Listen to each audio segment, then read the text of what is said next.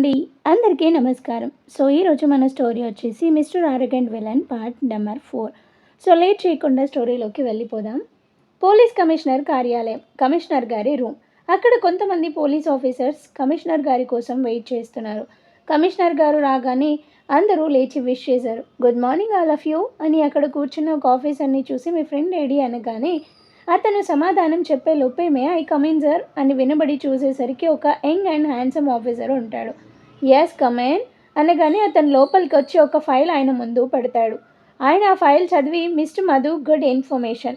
మిగతా వాళ్ళ వైపు చూస్తూ meet mister Madhukar investigation officer. ఈ మధ్య నేను ఒక టాస్క్ ఇచ్చాను. సో ఇతను సీక్రెట్గా పని చేస్తున్నాడు. మీరంతా మధుకి హెల్ప్ చేయాలి.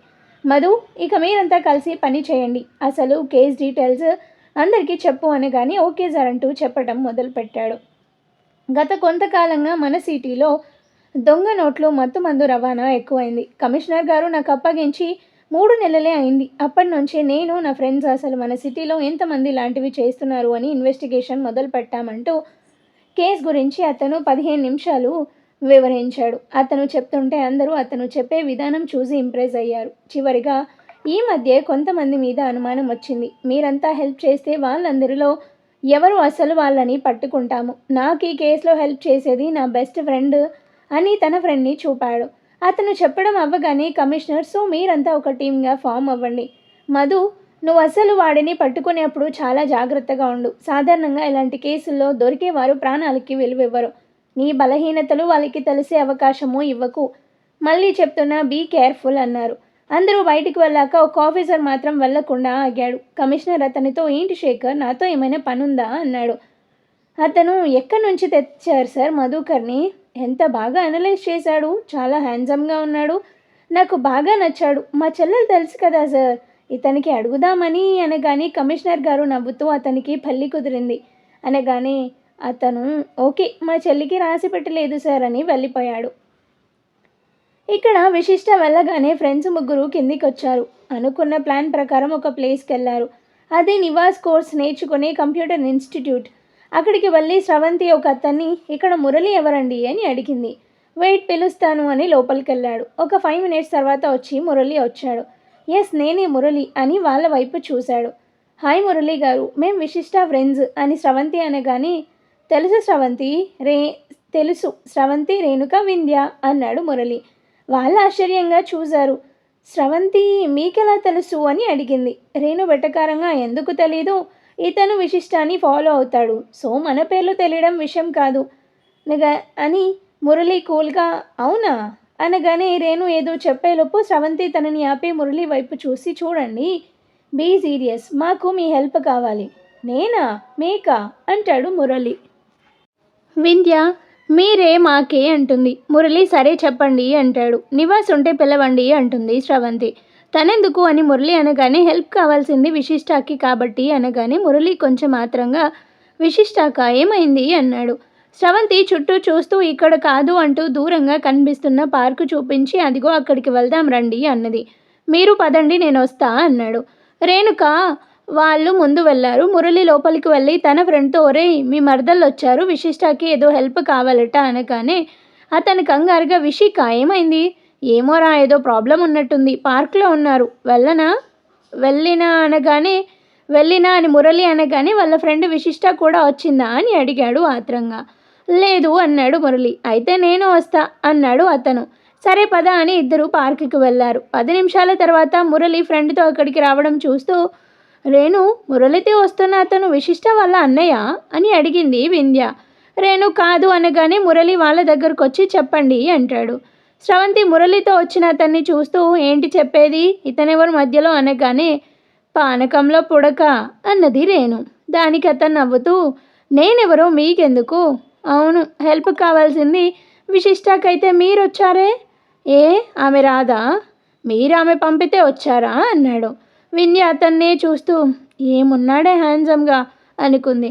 రేణు విసుగ్గా, చూడు మురళి గారు, మీరు ఓవర్ అని తెలుసు, మీ ఫ్రెండ్ మీలాగానే అని స్రవంతితో, అసలు మనం రాకుండా ఉండాల్సింది అన్నది. మురళి ఆశ్చర్యంగా, నేను ఓవరా, హవ్వా అని నోటికి చెయ్యడ్డం పెట్టాడు. మురళి గారు, అసలు ఎవరితను, మా ఫ్రెండ్ గురించి ఇతనికి ఎందుకు అని స్రవంతి అనగానే మురళి మాత్రం కూల్గా, చూడండి లేడీస్, మీరు వచ్చిన పని మర్చిపోయారా? ఇంతకీ ఏం హెల్ప్ కావాలి? రేణు స్రవంతి ఒకేసారి ఇతను ఉంటే మేము చెప్పాం అన్నారు. అతను మురళితో, చూసావా వచ్చింది హెల్ప్ కోసం, మళ్ళీ రుబాబు. మీరేనా, మీ యువరాణి గారు కూడానా అని ఎగతాళి చేశాడు. ఇక స్రవంతి, సరే మురళి గారు మేము వెళ్తున్నామని వెనక్కి తిరిగారు. మురళి అతనితో, నువ్వు అటు వెళ్ళరా అనగానే అతను కోపంగా చూస్తూ వెళ్ళాడు. వెంటనే రేణు, మీకు వీర గురించి ఏమి తెలుసు అన్నది. ఏదో తెలుసు కానీ అని మురళి అనగానే, అని అసలు సంగతి ఏంటి అని అడుగుతాడు. ఆ వీర మా విశిష్టాన్ని వేధిస్తున్నాడు అని చెప్తుంది స్రవంతి. ప్రేమ పెళ్ళి అని ఏడిపిస్తున్నాడు అనగానే మురళి కొంచెం టెన్షన్తో, మరి విశిష్ట వాళ్ళ ఇంట్లో వాళ్ళకి తెలుసా అనగానే చెప్పలేదు అన్నది రేణు. ఏ అన్నాడు కోపంగా. స్రవంతి కొంచెం బెరుకుగా, వాడు బెదిరిస్తున్నాడని అంటుంది. బెదిరిస్తే ఇంట్లో చెప్పదు, ఫ్రెండ్స్కి చెప్తుందా?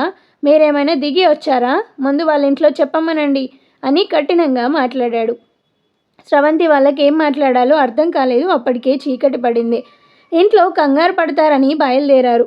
మురళి ఫ్రెండ్ వచ్చి, మీరు ఆగండి అని మురళి, మనం వాళ్ళకి హెల్ప్ చేద్దాం అన్నాడు. అది కాదురా, ముందు విశిష్ట ఇంట్లో చెప్పని అని తర్వాత మనం చూద్దామని అంటాడు మురళి. అతను, ఏం కాదులే నేను చూసుకుంటా అన్నాడు. సరే రేపు మార్నింగ్ 9కి బీచ్ దగ్గరికి రండి అన్నది స్రవంతి. మీరు రండి మురళి ఫ్రెండ్ గారు అనగానే అతను నవ్వుతూ, నా పేరు మధుకర్, కాల్ మీ మధు. అంతే. ఆ నవ్వుకి వింధ్య ఫిదా అయింది. ముగ్గురు వాళ్ళకి బాయ్ చెప్పి వెళ్ళిపోయారు. దారిలో రేణు స్రవంతితో, అసలు అతను ఎవరో తెలీదు, ఎందుకు రమ్మన్నావు? మురళి మాత్రం మనకి తెలుసా అంటుంది స్రవంతి. విశిష్ట అన్నయ్యకి ఫ్రెండ్ అని మాత్రమే తెలుసు, ప్రస్తుతానికి మనకి హెల్ప్ అవసరం ఉన్నాడు అనగానే స్రవంతి, పాప కొంచెం భూమి మీదికి రా అంది నవ్వుతూ. మరుసటి రోజు అనుకున్నట్టే విశిష్ట గుడికి బయలుదేరింది. ఇంటి నుంచి బయటకు వచ్చి మళ్ళీ వాళ్ళ ఇంటి వైపు చూసింది. ఎవరు కనబడలేదు.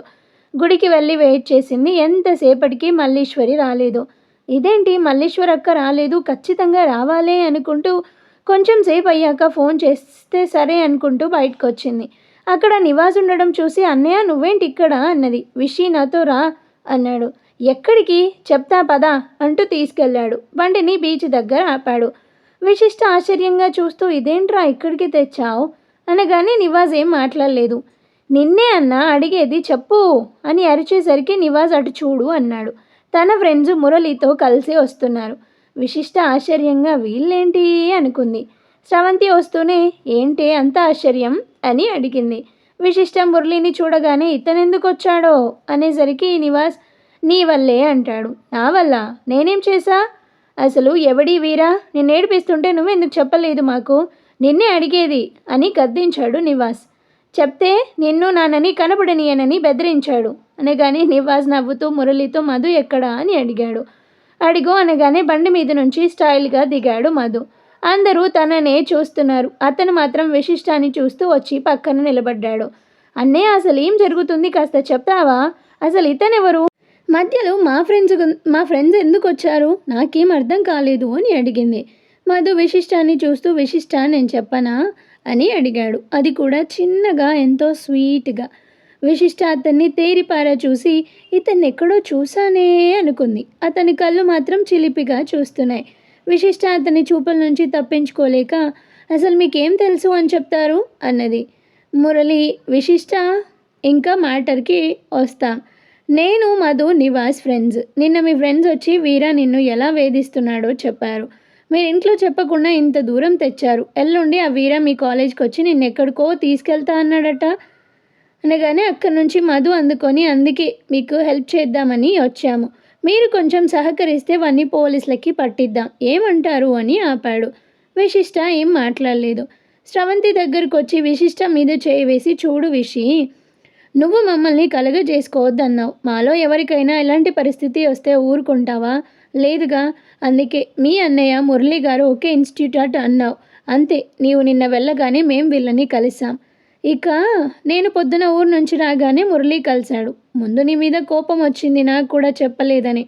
నేను భయపెట్టాడని ఇప్పుడు అర్థమైంది అన్నాడు నివాస్.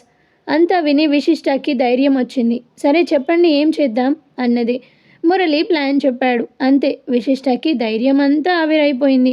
భయంతో అమ్మో నేను వెళ్ళను అతనితో, నాకు అతన్ని చూస్తేనే వణుకు అన్నది.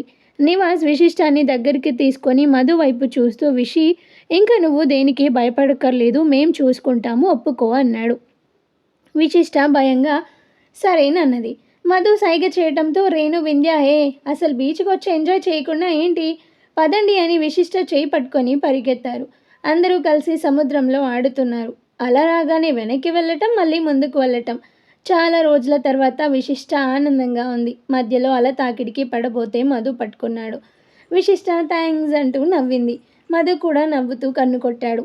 విశిష్ట కోపంగా కొట్టబోయేసరికి మధు పరిగెత్తాడు. విశిష్ట కూడా వెనకాలే పరిగెత్తింది.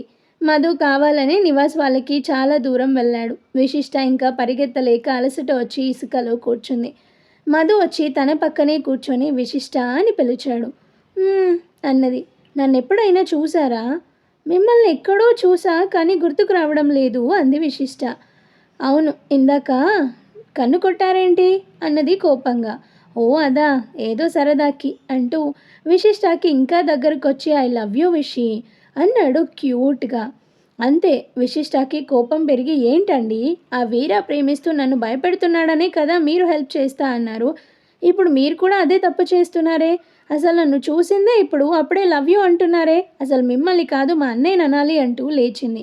వాళ్ళు చాలా దూరంగా ఉన్నారు. అటువైపు వెళ్ళపోతుంటే చేయి పట్టుకొని కిందికి లాగాడు మధు. అంతే, ఒక్కసారిగా కింద పడింది. మధు వచ్చి తన చేతితో విశిష్ట ముంగుర్లు సవరిస్తూ దగ్గరికి తీసుకొని విషి నువ్వు నన్ను ఎక్కడ చూసావో గుర్తుకు రాలేదా అన్నాడు. విశిష్ట అతని కళ్ళల్లోకి చూసింది. అతన్ని అంత దగ్గరగా చూస్తుంటే ఏం అర్థం కావడం లేదు. కళ్ళల్లో ఏదో మ్యాజిక్. సరే పదండి, మా అన్నే ముందు చెప్పండి అన్నది. ఏమని? ఇందాక చెప్పారుగా. నేనేం చెప్పా? I love you. మధు నవ్వుతూ విశిష్టాన్ని కౌగిలించుకొని థ్యాంక్స్ అన్నాడు. అంతే, విశిష్టకి వీరా కూడా ఇలా చేయడం గుర్తొచ్చి మధుని తోసేసి పరిగెత్తింది. మధు నవ్వుతూ విషి నీకిప్పుడు కాదు, ముందు ఆ వీరా సంగతి చూడని, అప్పుడు చెప్తా నువ్వు నన్ను ఎక్కడ చూసావో అని అనుకుంటాడు. విశిష్ట పరిగెత్తుకుంటూ నివాస్ దగ్గరికి వెళ్ళింది. వెనకాలే మధు రావడం చూసి స్రవంతి విశిష్టాన్ని పక్కకి తీసుకెళ్తుంది. రేణు వింధ్య వాళ్ళ వెనకే వెళ్తారు. ఏంటి విషయం, నేను గమనించాను, ఇందాక అతని వెనుక వెళ్ళినప్పుడు నవ్వుతూ వెళ్ళావు, ఇప్పుడు కోపంగా ఉన్నావు, ఏమైంది? ఏం లేదే, ఏమైనా మిస్బిహేవ్ చేశాడా? అమ్మో, ఇప్పుడు జరిగింది చెప్తే ఏడిపిస్తారు అనుకొని అదేం లేదు, ఇందాక నన్ను పట్టుకో చూద్దాం అన్నాడు. కొంత దూరం వెళ్ళాక దొరకలేదు, నన్ను ఎగతాళి చేశాడు, అందుకే కోపంగా వచ్చేసా అంటూ వాళ్ళ మొహాలు చూసింది. నమ్మేనట్లే ఉన్నారు. అవునే, అతను నీకు ఇంతకు ముందే తెలుసా అని స్రవంతి అనగానే లేదు, ఇదే చూడడం అంటుంది విశిష్ట. మరి ఇద్దరు అలా పరిగెత్తారు, ఏదో పరిచయం ఉన్నట్లుగా. విశిష్టకి ఏం చెప్పాలో అర్థం కాలేదు. సరే కానీ వింధ్య అయితే అతనికి ఫ్లాట్. అవునే, ఏమున్నాడే హీరో అజిత్ లాగా. నవ్వైతే చెప్పక్కర్లేదు. విశిష్ట అవునా ఉండు అంటూ మధు వాళ్ళకేసి వెళ్ళింది. మధు గారు, ఇఫ్ యూ డోంట్ మైండ్ ఒకసారి వస్తారా అని కానీ మధు ఏం మాట్లాడకుండా తన వెనకే వెళ్ళాడు. మురళి వాళ్ళనే చూస్తూ నివాస్ ఏంటి వీడు మీ చెల్లిని చూడగానే ఏం మాట్లాడకుండా వెనకే వెళ్ళాడు, ఏంటో అప్పుడే మీ చెల్లికి విధేయుడయ్యాడు అన్నాడు. మధు రాగానే వింధ్య సిగ్గుపడడం చూసి నవ్వుతూ వాట్ లేడీస్, నా హెల్ప్ ఏమైనా కావాలా అన్నాడు. విశిష్టకి మధు చేసిన పని గుర్తొచ్చి మాకు కాదండి, ఇదిగో మా వింధ్య మీతో మాట్లాడాలట అని స్రవంతి రేణులతో పదండి, మధ్యలో మనం ఎందుకు పదండి అని లాక్కొచ్చింది. ఓహో, నన్ను ఇరికించావా అనుకుంటాడు మధు. రేపు చెప్తా నీ సంగతి అనుకొని వింధ్యతో చెప్పండి ఏం హెల్ప్ కావాలి అని. కానీ వింధ్య ఇంకా సిగ్గుపడి మీకు మ్యారేజ్ అయిందా అన్నది. మధు అవ్వలేదు అన్నాడు. అయితే మీ ఫోన్ నెంబర్ ఇవ్వండి అంది వింధ్య. వింధ్య, నువ్వు నాకు సైట్ కొడుతున్నావని అర్థమైంది, కానీ నాకు ఆల్రెడీ లవ్వర్ ఉంది అనగానే వింధ్య షాక్తో అవునా అని నోరు తెరిచింది. మధు నోరు మూస్తూ అవును, ఈ విషయం మీ విశిష్టాకి కూడా చెప్పు. దానికెందుకు చెప్పడం? మధు విసుగ్గా మొహం పెట్టి ఏం చెప్పను, తను కూడా నాకు ప్రపోజ్ చేసింది అనగానే వింధ్య ఆశ్చర్యంగా చూసింది. మధు విజిల్ వేసుకుంటూ వెళ్ళాడు. మురళి అందరితో వచ్చి ఇంతసేపు అయింది, మీకెవరికి ఆకలి వేయటం లేదా అన్నాడు. వింధ్య కోపంగా విశిష్టాన్ని చూస్తూ వచ్చి రేణు పదవే వెళ్దాం అన్నది. అప్పుడేనా, మనం మధ్యాహ్నమే కదా ఇంటికి వెళ్దాం అనుకుంది అనగానే స్రవంతి అవునే, మురళి గారు ట్రీట్ ఇస్తారట, తినేసి వెళ్దాం అన్నది. వింధ్యకి ఏం మాట్లాడాలో అర్థం కాక సరే అన్నది. నివాజ్, మురళి, మధు ముగ్గురు బైక్స్ తీశారు. విశిష్ట వెళ్ళి నివాజ్ బండి ఎక్కింది. స్రవంతి వెళ్ళి మురళి బండి ఎక్కగానే రేణు వింధ్యతో చిన్నగా ఛాన్స్ కొట్టేశావు, వెళ్ళి మధు బండి ఎక్కువ అనగానే వింధ్య కోపంగా నేను ఎక్కను, కావాలంటే విశిష్టాన్ని వెళ్ళమను అని గట్టిగా అనేసింది. అందరూ ఆశ్చర్యపోయారు. విశిష్ట బండి దిగి ఏంటి అంత మాట అన్నావు, మధ్యలో నేనెందుకు ఎక్కుతా అన్నది. వింధ్య రోషంగా ఎందుకంటే నీకు మధు గారు ఇష్టం కాబట్టి అన్నది. విశిష్ట సీరియస్గా నీకెవరు చెప్పారు అన్నది. ఇంకెవరు, మధునే. మిగతా వారు ఏదో ట్రయాంగిల్ లవ్ సినిమా చూస్తున్నట్లు చూస్తున్నారు.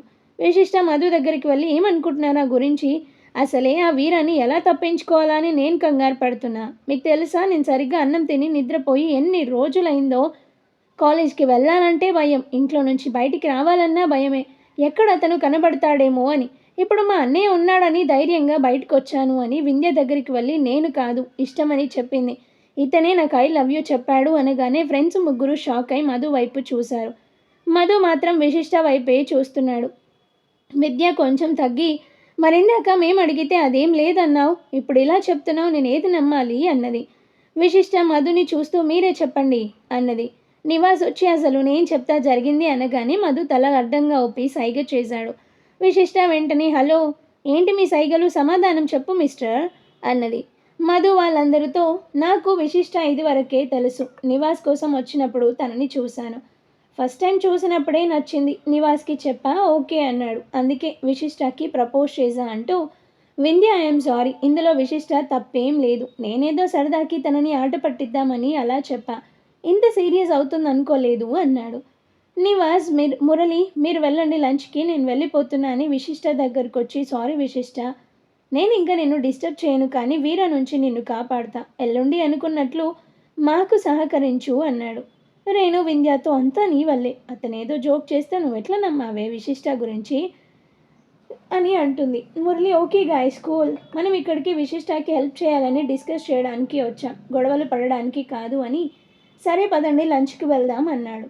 విశిష్ట నివాస్తో నేను ఇంటికి వెళ్తా, నన్ను డ్రాప్ చేయనగానే రేణు వాళ్ళు కూడా తను రాకపోతే మేము రాము అన్నారు. నివాస్కి ఏం మాట్లాడాలో అర్థం కాలేదు. విషి అందరం ఇక్కడ రావాలని ప్లాన్ చేసిందే నీకోసం, అలాంటిది నువ్వే సరిగ్గా బిహేవ్ చేయకపోతే ఎలా అన్నాడు.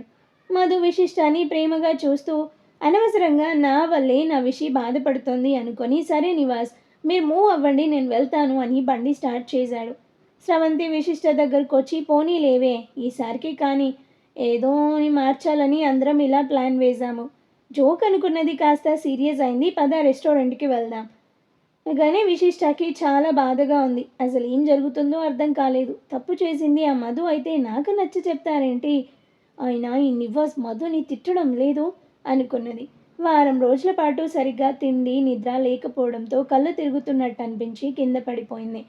రిషి కంగారుగా విషి అని అరవటంతో అందరూ అటు చూశారు. నివాజ్ వచ్చే లోపే మధు ఫాస్ట్గా వచ్చేశాడు. వాటర్ బాటిల్ ఉందా అనగానే స్రవంతి ఇచ్చింది. నీళ్లు మొహం మీద కొడుతుంటే నెమ్మదిగా కళ్ళు తెరిచింది. మురళి వెళ్ళి ఆటో తెచ్చాడు. నివాస్తో విశిష్ట చాలా వీక్ అయింది, ముందు డాక్టర్ దగ్గరికి తీసుకెళ్ళు అన్నాడు. అనగానే విశిష్ట నెమ్మదిగా లేచి నిలబడి అన్నయ్య డాక్టర్ వద్దు ఇంటికి వెళ్దాం అన్నది. విషి నువ్వు ముందు ఆటో ఎక్కు అని నివాస్ అనగానే స్రవంతి వాళ్ళని చూసి మీరు రండి అనగానే వాళ్ళు ఎక్కారు. ఆటోలో వింధ్య సారీ విషి నా వల్లే అని ఏడుస్తుంటే విశిష్ట నవ్వి నీ వల్ల కాదు అంతా అతని వల్లే అన్నది. ఆటో హాస్పిటల్ ముందు ఆగింది. నివాస్ తన చేపట్టుకొని లోపలికి తీసుకెళ్లాడు. డాక్టర్ విశిష్టాన్ని టెస్ట్ చేసి చాలా వీక్గా ఉంది అని మందులు రాసిచ్చాడు. అక్కడి నుంచి అందరూ వెళ్ళిపోయారు. ఇంటికి వచ్చిన వాళ్ళని చూసి విశిష్ట వాళ్ళమ్మ అయ్యాయా అన్న చెల్లెళ్ళ షికార్లు అన్నది. అమ్మ ముందు విశిష్టకి అన్నం పెట్టు అనగానే ఆమె పట్టుకొచ్చింది. నివాస్ తినిపించడం చూసి ఆమె ఏంటో విశేషం అన్నది. చాలా రోజులైంది అందుకే అన్నాడు నివాస్. అన్నం తినటం అయ్యాక అతను మందులు ఇచ్చి విషి ఇప్పుడు నువ్వు హాయిగా పడుకో అన్నాడు. చెన్నైలో ఒక చోట వీర, పక్కనే చంద్ర ఇంకొక అతను ఉన్నారు. వీర తీక్షణంగా ఒక పేపర్లో ఉన్న లిస్టు చూస్తున్నాడు. వీర ఫోన్ రింగ్ అయింది.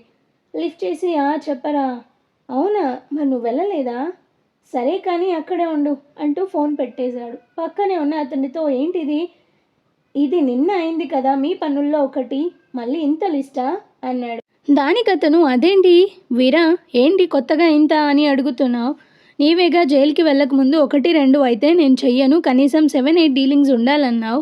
అదే నిజమే, కానీ అప్పుడు నాకు పెళ్ళి కుదరలేదు కాబట్టి ఖాళీ. ఇప్పుడు అలా కాదు, నా విషయం ఉంది అక్కడ. ఎల్లుండి ఫుల్ షాపింగ్ తనతో. నేను రేపు వెళ్ళాలి కాబట్టి నువ్వు ఇచ్చిన వాటిలో మొదటి 2 ఇంకెవరికైనా అప్పగించు, మిగిలినవి నేను చేస్తా. దానికతను, ఈ సప్లై అంటే మామూలు విషయం కాదు, నీలాగా ధైర్యం ఉన్నవాడికే ఇవ్వాలి. అవును, నీకు పెళ్ళా?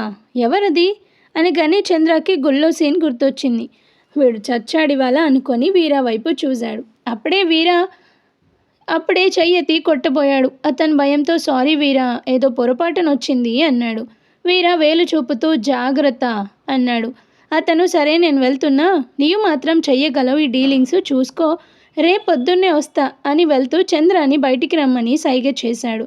చంద్ర రాగానే అతను, ఏంది బాయ్ వీరాకి అంత కోపం వచ్చింది, కొంపతీసి లవ్ మ్యారేజా అన్నాడు. చంద్ర నవ్వుతూ, లవ్ మ్యారేజే, కానీ మావాడు మాత్రమే చేస్తున్నాడు. మరి ఆ పోరి ఒప్పుకుందా అని అతను అనగానే వీరా వెనుక నుంచి, ఒప్పుకోబోతే నువ్వు వెళ్ళి ఒప్పిస్తావా అన్నాడు. అంతే, అతను కామ్గా వెళ్ళిపోయాడు. చంద్ర, ఏరా వంశీ, నా ఫోన్ ఇందాక ఎలా ఉన్నది మా చెల్లి?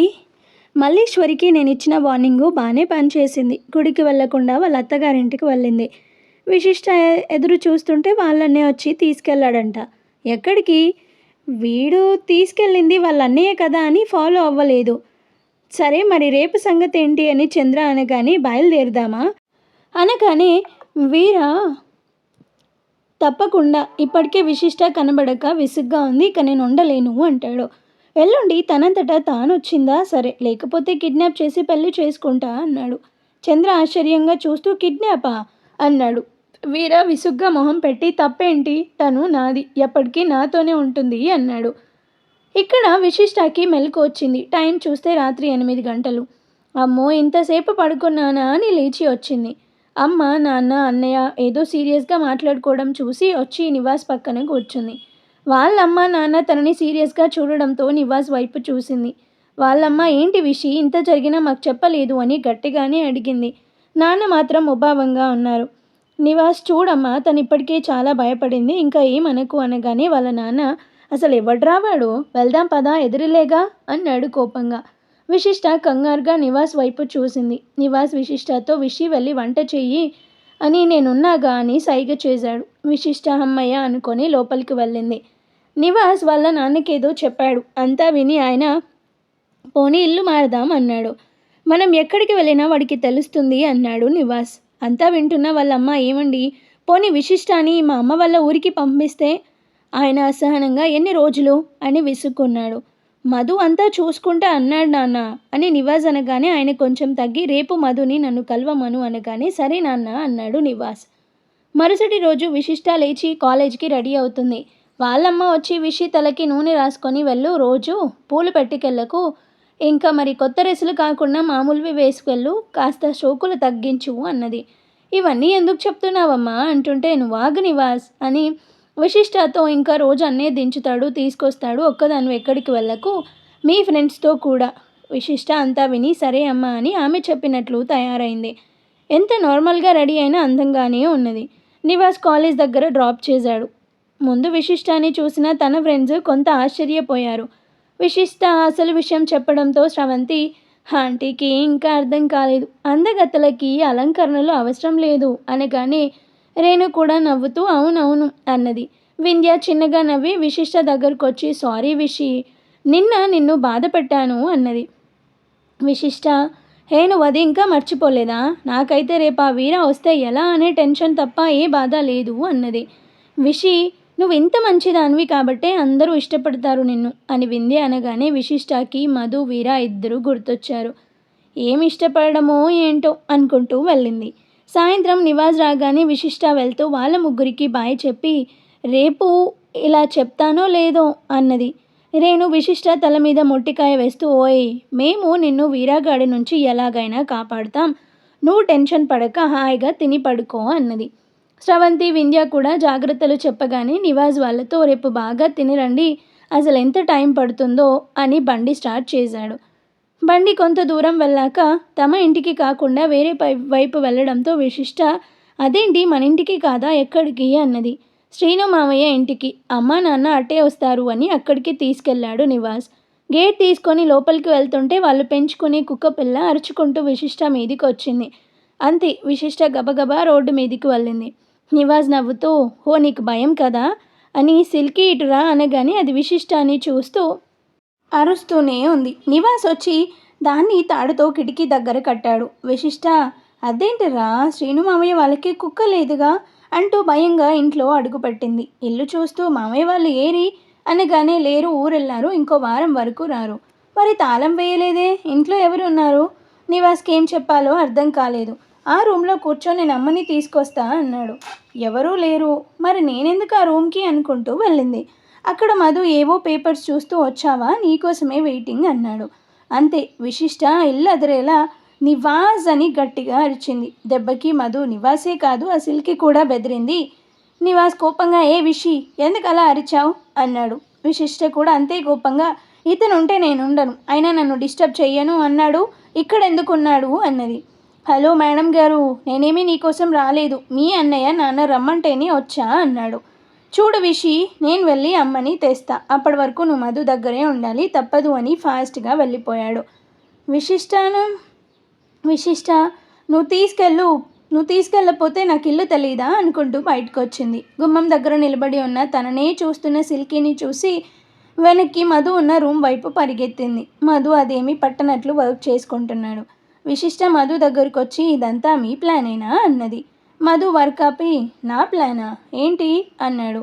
"అబ్బో, ఏం యాక్షన్ అండి, మా అన్నయ్యని అమాయకుణ్ణి చేసి నన్ను ఇక్కడికి రప్పించి" అని ఆపింది. మధు నవ్వుతూ, "ఆ రప్పించి" అన్నాడు. "ఏడిపించాలని ప్లాన్" అని విశిష్ట అనగానే, "అవును మరి, నిన్ను ఏడిపించాలని ఇల్లు, కుక్క, ఇంత హంగామా అవసరం మరి? ప్లాన్ కాక నిన్న లవ్ అన్నారు, ఇవాళ ఇంకేదో వంకతో పిలిపించి నన్ను ఏం చేయాలని" అన్నది. "అది నువ్వే చెప్పు, ఏం చేయను" అన్నాడు. విశిష్ట అసహనంగా, "ఏంటి చెప్పేది, ప్లాన్ మీదేగా" అని పెద్దగా అరిచింది. మధు ఇంకా లాభం లేదనుకొని, "చూడు విశిష్ట, నేనేమీ ప్లాన్ చేయలేదు, నివాస్ మీ నాన్న నాతో మాట్లాడాలంటే ఇక్కడికి వచ్చాను" అనగానే, "విశిష్ట, ఇంకా ఆపుతారా మీ స్టోరీస్, అసలే ఆ వీరాతో" కానీ మధు లేచి, "నీకు వీరాగాడే కరెక్టు, వాడొక్కడు చాలు నీకు, చూడగానే భయంతో వణుకుతావుగా" అని నవ్వాడు. విశిష్ట కోపంగా చూసింది. అవును విషి, వాళ్ళ ఇంట్లో ఏదో ఫంక్షన్ అయితే నువ్వెందుకు అంతలా తయారై వెళ్ళావే అనుకో, వాళ్ళు పాడమనగానే ఏదో ఒకటి పాడకుండా పొగిడారని తెగ పాడేశావు, నువ్వేమైనా లతా మంగేష్కర్ లెవెల్లో ఊహించుకున్నావా" అనగానే, "విశిష్ట, ఇంకాపతారా" అంటుంది. "ఏంటి ఆపేది, ఆ మల్లీశ్వరి వచ్చి పిలవగానే ముందు వెనుక ఆలోచించకుండా పరిగెత్తుకుంటూ వెళ్ళావు. అసలు చిన్నపిల్లలు వాళ్ళ అమ్మని చూసి ఏడుపు ఆపుతారని కూడా నీకు తెలీదా? నువ్వేమైనా తోపా, వెళ్ళావు, వాడు ఏమైనా చేస్తే" "ఇవన్నీ నీకెవరు చెప్పారు?" "ఎవరు చెప్తే ఏంటి, నిజమేగా, ఏదో ఒక పాట పాడు చూద్దాం, అంతగా ఏం నచ్చిందో అందరికీ, ఎందుకైనా మంచిది సిల్కీని వదిలేద్దాం, లేకపోతే నీ పాటకి అది ఎటు పరిగెత్తాలో అర్థం కాక చస్తుంది" అనగానే విశిష్టకి కోపం పెరిగి చుట్టూ చూసింది. అక్కడ స్కేల్ కనబడి దాన్ని తీసుకొని మధు మీదికి వచ్చి భుజం మీద కొడుతుంటే, "హే ఆపు, నొప్పి" అన్నాడు మధు. విశిష్ట కొడుతూనే ఉంది. మధు ఒక్కసారిగా విశిష్ట చేయి గట్టిగా పట్టుకొని దగ్గరికి లాక్కొని స్కేల్ విసిరేశాడు. విశిష్ట కళ్ళలోకి చూస్తూ, "ఐ లవ్ యూ విషి" అని మళ్ళీ చాలా చిన్నగా నవ్వుతూ చెప్పాడు. విశిష్ట అతన్నే చూస్తుంది. 6 అడుగుల పొడవు, ఒత్తైన క్రాఫ్, చిలిపిగా చూసే కళ్ళు, నీట్గా షేవ్ చేసిన మీసం, నవ్వితే బుగ్గ మీద సొట్టలు, పింక్ కలర్ పెదవులు, అందంలో విశిష్టకి ఎక్కడా తక్కువగా లేడు. అతని బాడీ నుంచి ఏదో డియోడ్రెంట్ స్మెల్ చాలా బాగుంది. విశిష్టని ఇంకా హత్తుకొని పెదవుల వైపు చూశాడు. ముద్దు పెట్టాలా వద్దా అని ఆలోచించి వదిలేశాడు. విశిష్ట కూడా ఏదో మత్తు వదిలినట్టు దూరం జరిగింది. 10 నిమిషాలు ఇద్దరూ మాట్లాడలేదు. మధునే చిన్నగా, "విషి, నేనంటే ఇష్టమేనా నీకు" అన్నాడు. విశిష్ట ముద్దుగా, "అది తర్వాత సంగతి, నాకు ఆకలి వేస్తుంది" అన్నది. "అయితే పద, బయటికి వెళ్ళి ఏమైనా తిందాం" అన్నాడు మధు. "బయటికా, అమ్మో, ఇప్పుడు అమ్మ వస్తే ఇంకేమైనా ఉందా" అనగానే మధు నవ్వుతూ, "సరే పద, చూద్దాం, ఇంట్లో ఏమైనా దొరుకుతాయేమో" అనగానే, "సరే పదండి" అని కిచెన్ వైపు వెళ్ళారు. ఇదివరకు చాలాసార్లు వచ్చిన ఇల్లు కావడంతో అక్కడ అన్నీ ఎక్కడుంటాయో తెలుసు. మధు కూడా ఏదో సొంత ఇల్లులా ఫ్రీగా తిరుగుతున్నాడు. ఫ్రిడ్జ్లో దోసపిండి కనబడింది. అమ్మయ్య అనుకొని గబగబా దోశలు వేసి చట్నీ చేసింది. ముందు మధుకి పెట్టింది. తను తినాలని నోట్లో పెట్టుకోపోతూ, "మధు గారు, ఆ కుక్క పిల్లకి ఏమైనా పెడతారా" మధు అప్పటికే దోశలు లాగిస్తున్నాడు. విశిష్ట నోరు తెరిచి మధు వైపే చూస్తుంది. విశిష్ట, నువ్వు టిఫిన్ తినే వాళ్ళని ఇలాగే ఎందుకు చూసావు అన్నాడు. విశిష్ట అర్థం కాలేదు అనగానే, మురళిని ఇలాగే చూసేదానివిగా అన్నాడు. నేనేమీ కావాలని చూడలేదు, అప్పుడేదో అలా చూసా అన్నది మూతి తిప్పుతూ. మధు తినడం అయ్యాక బిస్కెట్స్ తీసుకొని వచ్చి సిల్కీకి పెట్టాడు. విశిష్ట ఆశ్చర్యంగా, అదేంటి ఆ కుక్క పిల్ల నన్ను అలా అరిచింది? మరి మిమ్మల్ని చూసి అరవలేదే అన్నది. నువ్వు పిరికిదానివని దానికి తెలుసు, అందుకే అరుస్తుంది అన్నాడు మధు. నేనేమి పిరికిదాన్ని కాదు అంటుంది. మధు తెలుస్తుంది అని. నేనైతే అదృష్టవంతుని అంటాడు. ఎందుకో అని విశిష్ట అనగానే, ఇంత చక్కగా వంట చేసే లవర్ దొరికినందుకు అన్నాడు.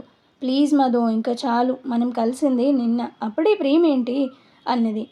మధు, విశిష్ట, మనం కాదు, నువ్వు చూసింది నిన్నే, కానీ నిన్ను నేను రోజూ చూస్తా.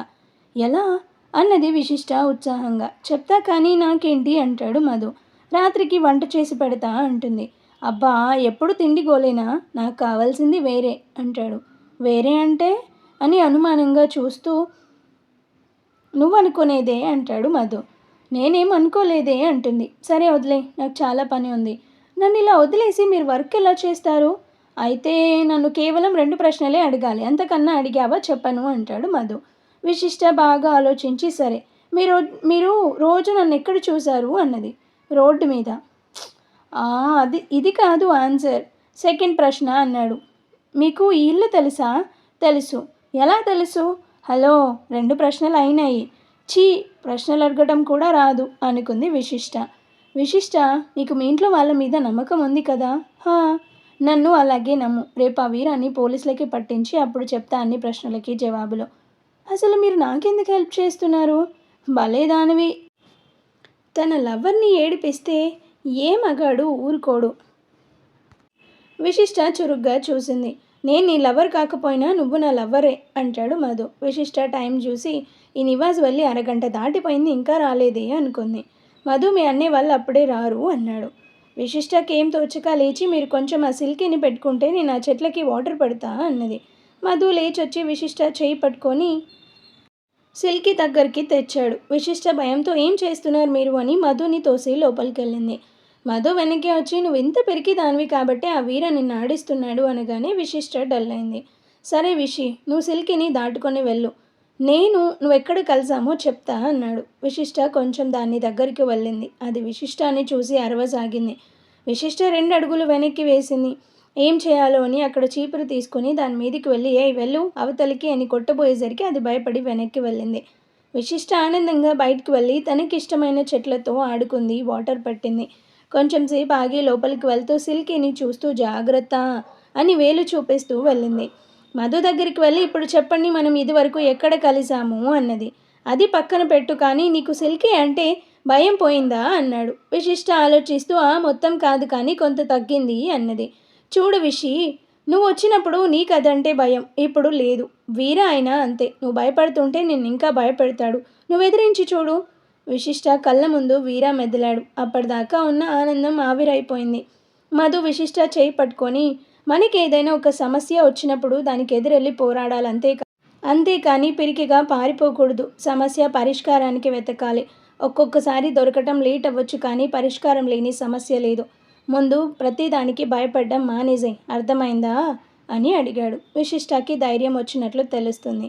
మీరు ఎంత మా అన్నయ్య ఫ్రెండ్ కావచ్చు, మరి నేను మీకు ఏమీ కాను. ప్రేమ అని మాత్రం చెప్పొద్దు. నా కోసం మీరెందుకు మీ టైం వేస్ట్ చేసుకోవడము? చెప్పారుగా, సమస్యతో పోరాడమని ప్రయత్నిస్తా అన్నది. మధు ఆనందంగా గుడ్ విశిష్ట, నేను నీతో ఉంటా అన్నాడు. మీకెందుకు రిస్క్ అంది. అప్పుడే వచ్చిన నివాసు రిస్క్ పడాలి, ఎందుకంటే తను నీ కాబోయే భర్త కాబట్టి అన్నాడు. సో చూద్దాం మరి నెక్స్ట్ అప్డేట్లో ఏం జరగబోతుందో, ఎలా ఉండబోతుంది స్టోరీ అనేది. అందరూ హీరో ఎవరు చెప్పండి అని అంటున్నారు. సో ముందు హీరో గురించి చెప్తే అందులో ట్విస్ట్ ఏముంటుందండి? సో ముందు చూడండి, మీకే స్టోరీ అయితే చాలా ఇంట్రెస్టింగ్గా ఉండబోతుంది. సో స్టోరీ ఎలా ఉంది ఏంటి అనేది కామెంట్ చేయండి. అండ్ అలాగే హైప్ ఆప్షన్ని క్లిక్ చేసి పాయింట్స్ కూడా ఇవ్వండి. Thank you.